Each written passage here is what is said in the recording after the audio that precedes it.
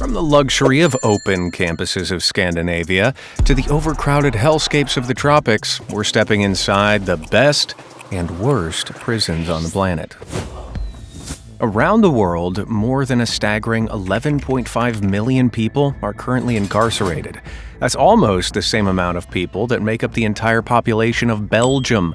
And with a figure that high, it's hardly surprising to learn that many prisons are bursting to the seams with convicted criminals. Although there are some that are well over capacity, like those in Latin America, the official capacity of prisons in Colombia, for example, is almost 81,000 inmates. But the actual population is well in excess of 100,000. In the most crammed prisons, 4-person cells are home to 8 or more prisoners, with new inmates forced to find room to sleep on floors, hallways, or even bathrooms. But just a short trek north in El Salvador, space is even more limited. With over 1,659 inmates for every 100,000 people in its population, the country boasts the highest prisoner rate in the world. It comes from the severe and successful crackdown that the country imposed on gang violence. Although looking at their cramped prison conditions, it's not really worth bragging about. The country has the capacity to house just over 20,000 criminals, but the shocking system currently holds more than 118,000 inmates, at over 4 times its capacity. Seriously unsanitary conditions and unbearable heat claim the lives of many inmates. Even with a proposed capacity extension to 40,000, it'll still be a tight squeeze. So let's do a little roundup of figures. A stat-based speed round, if you will. Let's start with the incarceration rates, with El Salvador leading the charge. Following behind, Cuba and Rwanda lead with 794 and 620 inmates per 100,000. You'd best believe that the USA is coming in hot with the 5th highest incarceration rate in the world, with 541 prisoners. Prison overcrowding? I've got a solution for that. But let's flip the script. Which countries have the lowest? Well, Yemen has a tiny 14 inmates per 100,000, followed by Somalia with 16 and Liechtenstein with 20. When it comes to overcrowding, though, the Republic of the Congo takes the cake. Operating at 616% capacity, Makala Prison, for example, holds space for 1,500 prisoners, but in reality, it has around 15,000. Described as a true hell, Makala operates often without clean water, where taps constantly run dry and electricity is sparse, leaving prisoners without light for days.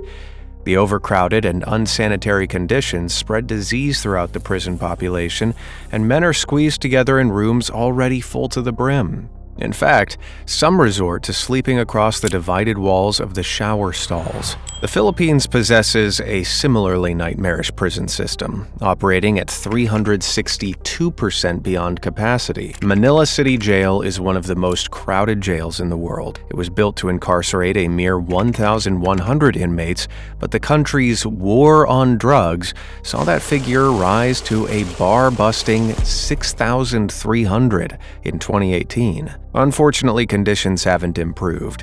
As of 2024, some 3,200 men sleep like sardines in a facility meant for 1,200, and temperatures in dormitories reach up to 104 degrees Fahrenheit. Ideally, the country's prison guidelines state there should be 1 guard for every 7 inmates to keep the peace, but the reality is much worse. There's generally 1 guard for every 528 inmates.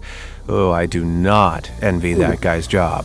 In Madagascar, 1,000 prisoners are crammed into 4 wings built for 500, and 200 prisoners could be huddled together in a 50-capacity room. To make matters worse, each wing only has 2 toilets and 3 showers. While that will make plenty of Americans think twice before misbehaving abroad, these conditions back home aren't much better. With over 1.8 million people behind bars, the United States boasts the highest prison population on Earth. And while they just about have the resources to house them all, it's not exactly a spacious arrangement, with their prison capacity at a snug 86.1%. While all inmates get a bed, privacy in the most populated state penitentiaries, like California's San Quentin prison, looks like an extremely rare commodity. Back in the 2000s, when the US's prisons were at their most overcrowded, they had to invest in serious space-saving measures. They crammed inmates into penitentiary gymnasiums, classrooms,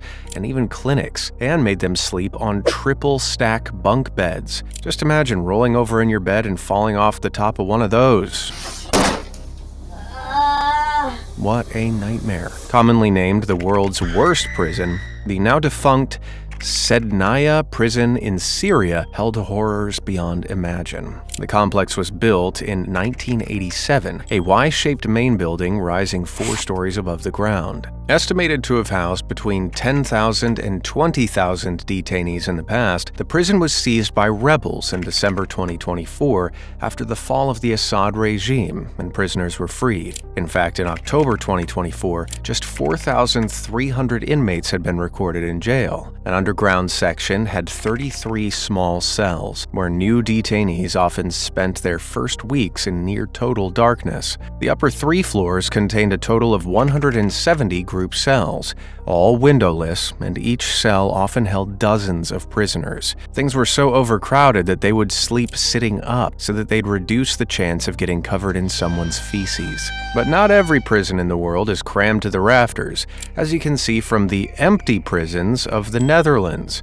Since 2004, the Dutch have miraculously halved their prison population by 2019, thanks to the introduction of alternative sentencing programs. Dutch criminology researchers raised valid questions about how effective its prisons were at reducing crime. After sharing evidence that community service and electronic monitoring were in fact more effective at reducing crime, fewer offenders were sentenced to prison. As such, the whole of the Netherlands now has a prison population estimated around just 11,500, with a capacity of nearly 14,800. This means it doesn't have enough inmates to fill all of its prisons. As of 2024, more than 20 Dutch prisons have closed in the last decade, but instead of knocking them down, many have been repurposed into swanky-looking hotels. The rooms may have been upgraded, but the cell doors and steel walkways haven't been touched. As luxurious as it looks, I'm not sure I'd be able to get 40 winks in this clink. Further up north, Bastoy Bay Prison has often been termed the nicest jail in the world. It's a minimum security prison located on Bastoy Island in Norway. See, this jail functions more like a small community than a traditional prison. With no walls or fences surrounding the island, its official capacity is 115 adult males, which happily reflects the typical occupancy. Here, inmates don't live in conventional cells. Rather, they reside in small wooden cottages and dormitory-style housing. They're often put in shared houses, which means each man has his own bedroom but shares kitchens and common spaces. Incredibly, Bastoy's overall recidivism rate, the chances of a prisoner reoffending, is among the lowest in Europe, with just 16% of inmates relapsing into crime. At this rate, it sounds better than the horrible trailer park holidays my grandparents always used to take me to. Now, you probably heard plenty of horror stories about the perils of prison food, from being impossibly bland to pitiful portion sizes. Getting by behind bars is no cakewalk. And like the UK wasn't known for its terrible take on cuisine already, one prison in Warrington managed to make it worse. Back in 2019, an inmate from HMP Risley took photos of his food using a camera phone and sent them out to the press. The fact he'd gotten hold of a phone in prison was fairly disturbing, but it wasn't as bad as the state of the food on his plate.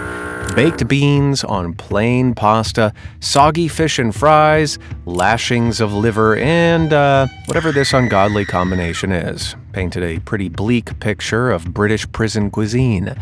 But in the UK, the food allowance per prisoner per day is £3, about $4. And for that, prisoners are supposedly offered 3 square meals with a choice of fresh fruit and vegetables. I don't know if the Brits know this, but fries, sadly, don't class as one of your 5 a day. And yet, over on the other side of the world, in Japan, a standard prison meal couldn't look any healthier. Here, the incarcerated eat whole grain barley mixed with rice, vegetable dishes, miso soup, and nutrient-rich proteins, like whole grilled fish. These healthy and delicious-looking meals stem from Japan's incredibly low crime rate and small prison population, which is just 33 out of every 100,000 citizens. With fewer mouths to feed, this means more resources can be diverted to keeping prisoners healthy and focused on reforming their choices. Though there's no pleasing some inmates, as complaints have arisen about the quality of the prison's curry, underheated food, and elderly inmates being forced to peel their own oranges. God only knows what they'd think if they had to swap places with British inmates for a day. Now, contrary to popular belief, Russian prisons don't just serve soup and gruel, although what they do serve instead doesn't sound much better. For a start, solid food is most definitely on the menu, though usually in the form of a bland porridge, cheap bread, unseasoned meat, and vegetables. While it sounds basic, there's plenty of it, with each prisoner reportedly receiving up to 3,000 calories a day, all of which comes to just 75 rubles, about $1, though it's hardly breaking the bank. The Russian authorities have been trying to find ways to make their meals even cheaper. Prisons have been encouraged to produce their own food in small agricultural bubbles, allowing them to effectively farm their own meals, including meat, milk, and fish. Though these foodstuffs sound perfectly normal, many past inmates have commented that the food quality is so bad, it's practically inedible. But if these countries show the good and the bad of prison food, then the U.S. really brings the ugly. Because jail and prison food is set at a state level, the quality varies wildly. Take, for instance, a typical breakfast and dinner in Georgia's Gordon County Jail. The state spends between $1.17 and $2.20 per prisoner per day on food, equating to just 60 cents per meal. Inmates receive around 2,800 calories per day, complete with fruit juice and cereal for breakfast, cornbread and beans for dinner, and even cake for dessert. Although up until 2025, there was no lunch served in between on Fridays, Saturdays, or Sundays. This meant the calorie intake on the weekends could drop as low as 1,200 or 1,400 calories. Meanwhile, the normal daily intake for adults is 2,000 to 2,500 calories. Prisoners in Georgia receive less than one serving of vegetables a day, 40% of the required protein, and 35% of the necessary dairy for a healthy diet. Yep, nutritional neglect seems to be one thing Georgia's prisons do provide. And over in Idaho, the Department of Corrections has a slightly healthier-looking approach. Though every meal served costs just $1, the dietary services of the penitentiary tries to incorporate healthier options, like salads, fresh fruit, and vegetables, into prisoners' diets. But it doesn't take away from the pancakes, tacos, and spaghetti they're serving up as well. Looks like Idaho is the way to go. Now, Alabama, on the other hand, couldn't look less appealing if it tried. Back in 2009, breakfasts were a measly affair of a half an egg, oatmeal, and a slice of bread. Lunch was 2 bologna sandwiches and a packet of chips, and dinner was just beans, some kind of meat, and yet more bread. It's hardly surprising that's all inmates got, seeing as each meal cost a staggeringly low 58 cents. Although, considering the prison chief was caught pocketing $200,000 of the food budget for himself, it's a miracle Alabama's prisoners got to eat it all. Unfortunately, things haven't gotten much better. Although the average spend on a meal has since risen to between $2.75 and $3, prisoners aren't being spoiled. They're fed rotten chicken and meat patties that are essentially dog food, not fit for human consumption at all. I found this behind the radiator. I really think you should throw it away. Suggestion noted. But somehow it gets much, much worse. In 2011, Texas cut $2.8 million out of its allotment for prison meals to make up for a budget shortfall. This involved a lot of substituting, like swapping milk for powdered milk, buns with white bread, and feeding inmates just twice a day at the weekends. And since lockdown, it's become even more desperate. Instead of gathering inmates in a cafeteria, they're each given a single paper bag containing all their food for the day. According to the inmates' reports, this can be as little as 3 sandwiches, cereal, and some corn dogs. Is anyone else's stomach rumbling just thinking about that? Well, they're not the only inmates going hungry. Back in 2017, Elima Delik posted this tweet showcasing the tray of food she received at a jail in Florida. I'm not sure what looks worse, the sinister slop or the graying green beans. Were these guys trying to compete with Firefest to create the worst-looking meal on the planet? But if that wasn't enough to make you evaluate your own life choices, take a look at what they serve to inmates across the U.S. who really misbehave. This grim brick of food is a specialist management meal, which is a fancy way of saying punishment food. But more famously, it's known as the prison loaf. It's a tasteless mash of vegetables and starch that provides seriously disobedient inmates with all the nutrients they need 3 times a day, assuming they can keep it down. Blech. Of course, it's nowhere near as bad as the provisions that were seen in Sednaya prison in Syria. The guards instructed the prisoners that they must never ask for food or water. When they were fed, they were given a few small pieces of bread, a single bowl of yogurt for 20 people, and occasionally some cheese or eggs. It got so bad that some resorted to licking sewage water off the floor for sustenance. On the other end of the scale, Bastoy prison inmates are given a food allowance each month. They each get $93 with which to buy food for their self-prepared breakfasts and evening meals. The island has a well-stocked mini supermarket, and many prisoners tend livestock and grow fruits and vegetables for food. Finally, some good food. Most of you probably assume that all prison cells look the same, with bars, bunks, and terrifyingly exposed toilets. Though they do differ around the world, in the US, this is exactly what new inmates can expect. For those awaiting trial in the state of New York, a cell in the famous Rikers Island jail offers none of the comforts of home. In the general population, these tiny breeze block rooms are made for 1 inmate each and contain a toilet, a sink, a bed, and a heavily barred window. It's barely the bare necessities, but at least those in the general population can socialize with other inmates. Unfortunately, the same can't be said for those in supermax prisons like AdMax Florence, Colorado, because these prisons are designed to hold some of the most dangerous criminals in America. Each inmate is assigned to a single 7 by 12-foot room, with an immovable bed, stool, and desk,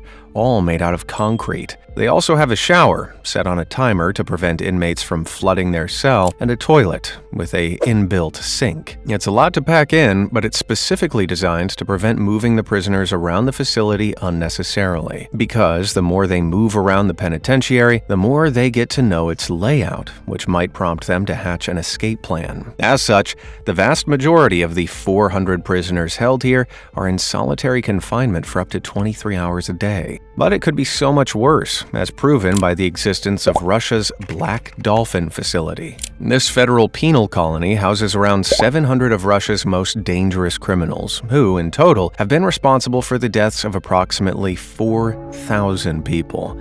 That's almost 6 victims per inmate. And those are just the cases that were solved.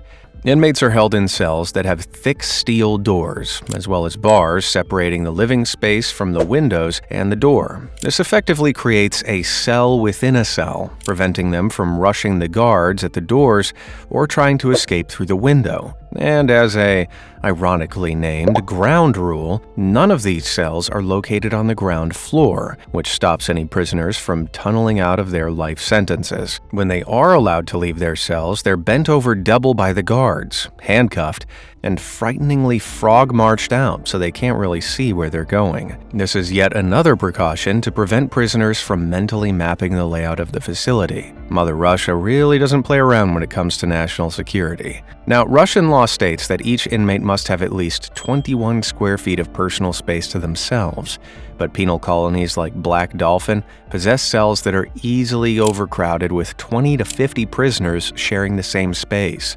God, just imagine the smell. But not every maximum security prison insists on constant discomfort. Over in Norway, prisoners held in Skien prison have comparatively lavish-looking cells, complete with wooden furniture, curtains, ensuite bathrooms, and even electrical outputs for TV and game consoles. Cushy as it looks, prisoners in solitary confinement here are still locked away behind thick steel doors for up to 23 hours a day. But they're given DVDs and games to play, along with plenty of reading material.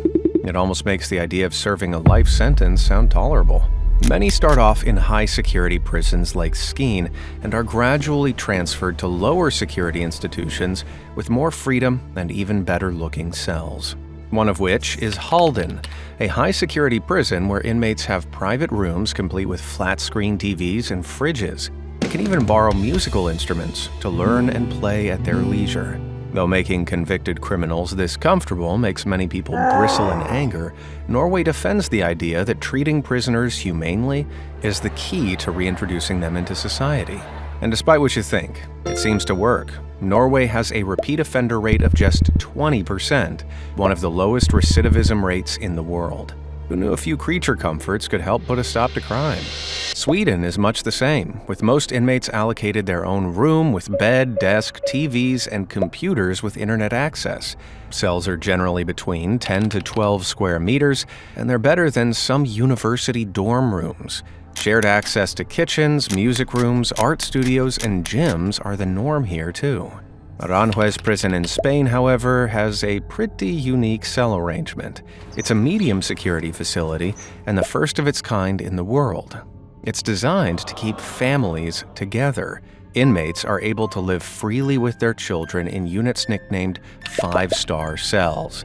They come with cribs, toys, Disney-themed walls, and there's even a playground outside specifically for the kids.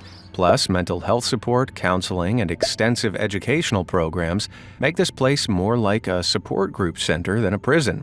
Well, as nice as that idea is, you wouldn't want your kids anywhere near Fuchu prison in Japan, holding the country's most notorious criminals, including Yakuza bosses.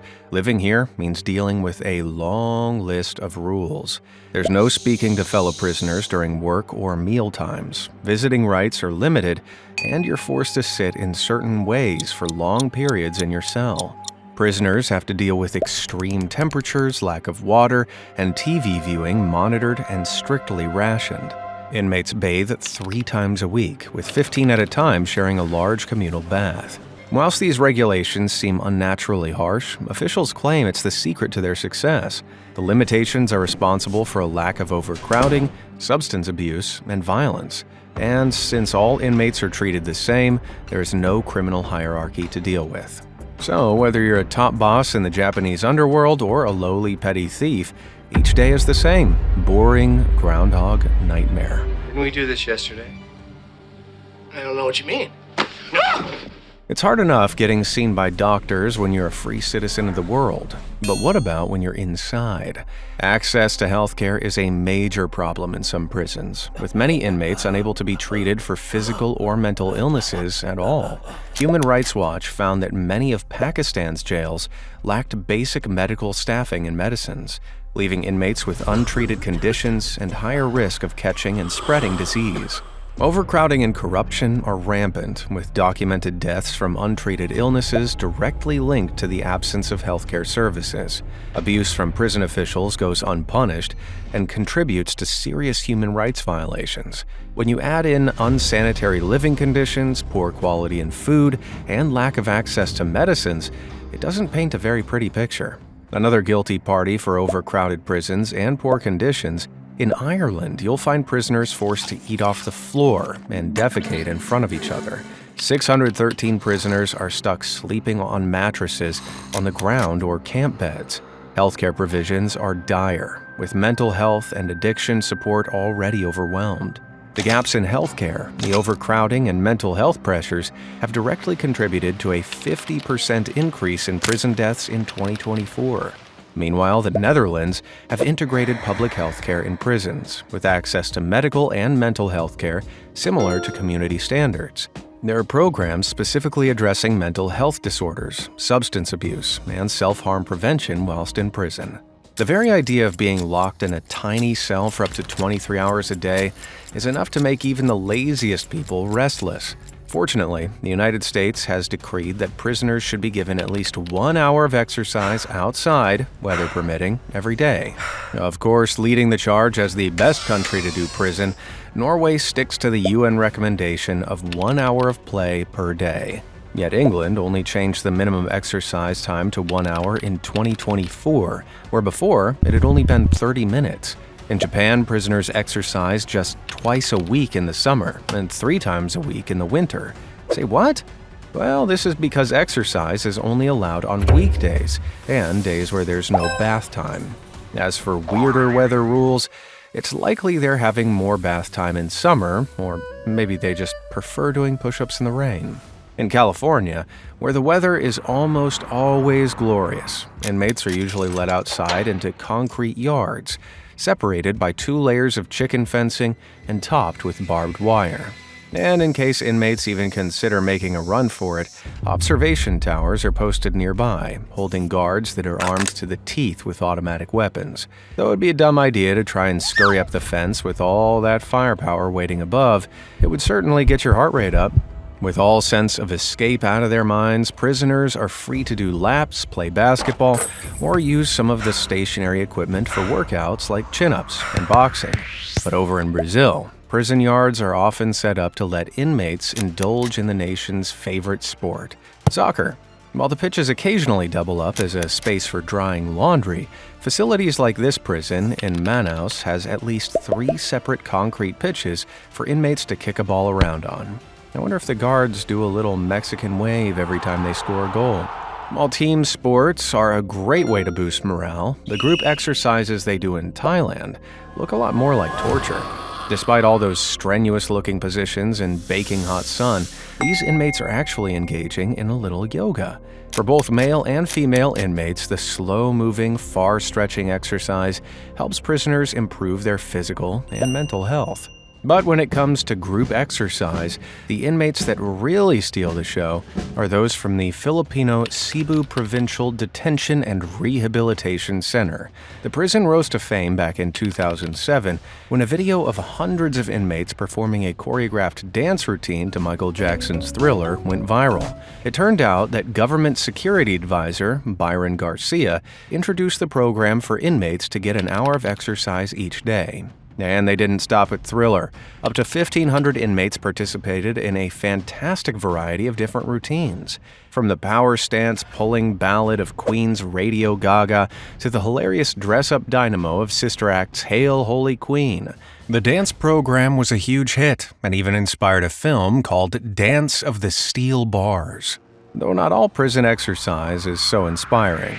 Back in the terrifying confines of Russia's Black Dolphin prison, some inmates report being left in their cells for a full 24 hours a day. But on the off chance that they are let out, they're given 90 minutes to walk around a tiny, bare concrete yard. Though they won't get to feel the sun on their face, as each yard is built beneath a solid roof, with walkways above so that guards can watch every move.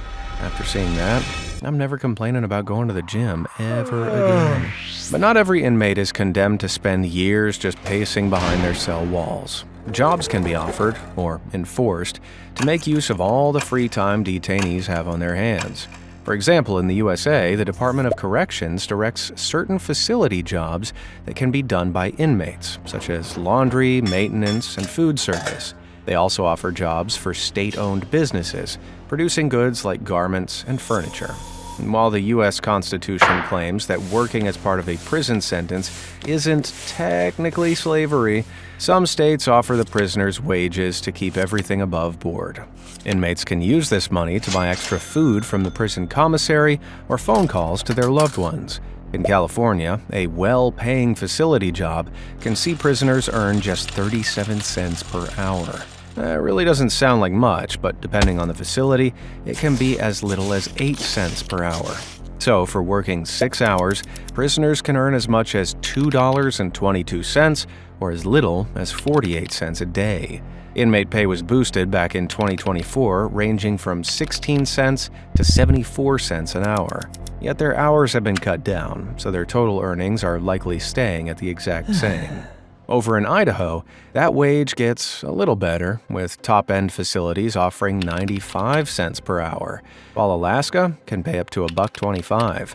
But in Alabama, Georgia, and Arkansas, prisoners can kiss their paycheck goodbye, as most prisons in these states don't offer wages at all. Overall, 6.5% of workers with jobs in higher-paying state prisons are paid between 30 cents and $1.30 per hour on average. Across the pond in the UK, it doesn't get much better. Though government-owned, the jobs available vary from prison to prison and include working in call centers, DHL parcel distribution, and industrial cleaning. But for all that, prisoners can be paid a meager minimum weekly wage of just £4, which is just a little over $5. Even though that's not a lot, most inmates budget their earnings and spend it on contacting their family, renting TVs, and buying items from their prison commissary. While they're not exactly earning big bucks, at least they have a choice in whether or not they want to work, which is more than can be said for China. Forced labor in the country's prisons is a common occurrence, with inmates producing goods ranging from Christmas decorations to artificial flowers and footwear. But failure to meet hard-to-reach quotas doesn't mean prisoners get fired. Instead, they're punished by being denied food and water, and some even shackled for days on end. And it's the same story over in North Korea, except obviously worse. Defectors from this secretive state have revealed that prisoners are often worked to the bone under the banner of forced labor.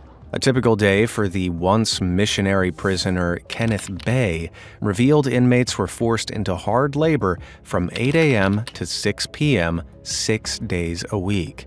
Demanding tasks like carrying rocks and shoveling coal saw him lose a staggering 60 pounds in his 2-year captivity. Although he was lucky, as some prisoners were even forced to dig their own graves. As bad as that is, many of you might be expecting Russia's Black Dolphin prison to top the list of barbaric working conditions. But despite the brutal rules, some prisoners are actually given the choice of where they'd like to work in the confines of the facility. This can be in the wood shop or on the sewing machines making garments. Like the USA and UK, their work is rewarded with wages. They too can buy extra items or food from the prison and can even pay compensation to their victims. But seeing as some of these inmates are incredibly dangerous criminals, I think they'll be working for quite some time to really pay for what they've done. Though prisons lock their inmates away, these fearsome institutions can actually help unlock a variety of learning potential. With very little else to do, many prisons offer courses and classes to aid inmates' rehabilitation, though how this is done looks very different depending on where you are. The Humane Asahi Rehabilitation Program Center in Japan, for example, offers inmates a chance to partake in therapeutic community. These are group sessions led by psychotherapists that work to discover the root cause of an inmate's crimes, while using the answer to help redirect their lives. They sit in circles and role-play different victims and characters in their lives, allowing them to understand the impact their actions had on those around them. It goes a long way in keeping the inmates from reoffending, which is important seeing as Japan has a worryingly high recidivism rate of 46%. While some prisons trust their inmates to engage in programs freely, others, like Pelican Bay in the US, can't afford that level of trust. Though inmates here can engage in therapies and creative writing classes, these incredibly dangerous criminals could, once upon a time, only take part while they were literally caged. Inmates were led into a room with these cages, and once locked inside, their handcuffs were removed through a small slot. Aside from the scary amounts of steel, class continued with inmates using workbooks as makeshift tables for writing on. They received worksheets, work from the whiteboard, and even submitted their work at the end of their lessons. And you thought your school was tough. Thankfully, nowadays it seems each prisoner, regardless of how fearsome they are, gets their own secure tablet, enabling them to work, learn, and attend virtual classes. For a time, some prisoners didn't need the presence of a prison guard or a cage to work on bettering themselves. Over in the notoriously tough San Francisco Gotera prison in El Salvador, the vast majority of inmates are made up of rival members from the deadly Barrio 18 and MS-13 gangs. But instead of fighting one another, many have opted to engage in the I Change program, whilst it was still active. Here, they learn to read, draw, study the Bible, and even crochet to help themselves prepare for a gang-free life on the outside. And in doing so, they inadvertently made crocheting look impossibly badass. Unfortunately, good things often come to an end. El Salvador's current war on drugs has since replaced these rehabilitative programs. Since 2014, gang members have been moved to mass incarceration systems like the CCOT mega prison. Here, there's a zero leisure policy, where inmates are instead restricted to windowless cells and are stripped of their arts and crafts. In China, learning is enforced in one of the most barbaric ways imaginable.